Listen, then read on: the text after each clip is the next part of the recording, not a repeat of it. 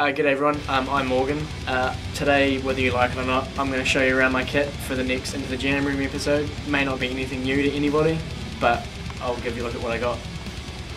So first of all, basically, the brand of drums I play is a Premier Artist Series, just because they sound awesome. I've got just a 22x22 bass drum, 12x12 single rack tom, 2 4s, one 14x14 and one 16x16. Got my cymbals hooked up on a Pearl rack. The original reason why I chose to use a rack over straight cymbal was because when I was younger I just used to bash my drums far too hard and my cymbal stands kept falling on me.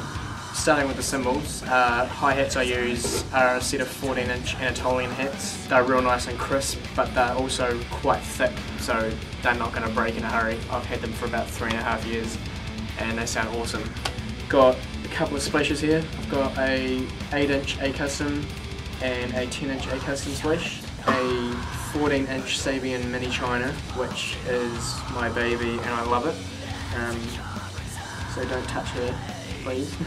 Got one A-Custom crash here, an 18-inch one. I've got another 19-inch A-Custom crash here, 20-inch A-Custom ride, which sounds awesome. It's got a really nice bell on it, considering it's not one of the mega bell rides. It still cuts through, which is really good. And then an 18-inch A-Custom China, which they're quite bright, but it sounds really good when accented with a good rim shot on the snare. And then the last little one would be the little 6-inch Zilbel. I use 2 different snare drums.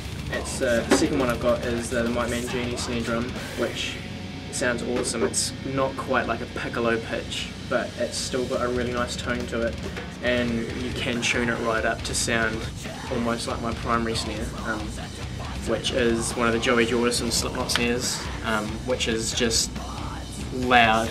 It's still got a really good crack to it, and you don't need to rim shot it.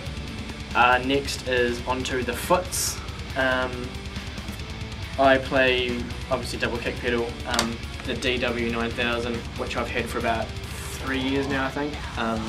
Nice and smooth considering how many moving parts it's got, but for my style of playing they've worked out great and I recommend the pedal.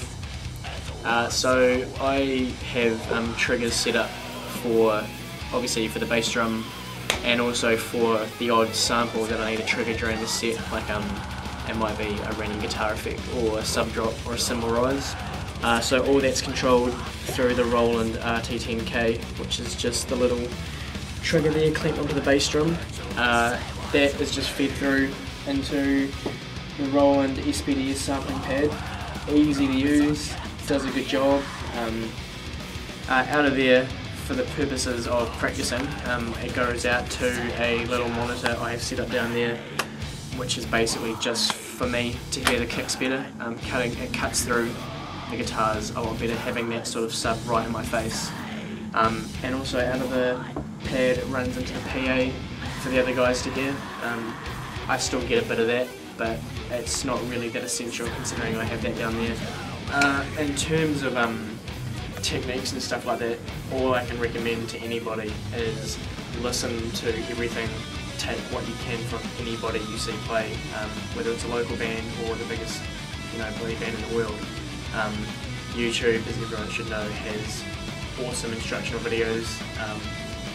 My personal favourite for the last wee while has been some videos from George Clive talking about his 3 different levels of double bass technique. Yeah, so that's pretty much it. I have been Morgan, and I probably still will be tomorrow. You've been watching me for approximately 2.5 minutes. If you made it to the end, thank you. Don't throw fruit at me in the street, by the way, please. Yeah, thanks for watching. Are we good? Yeah, we're good.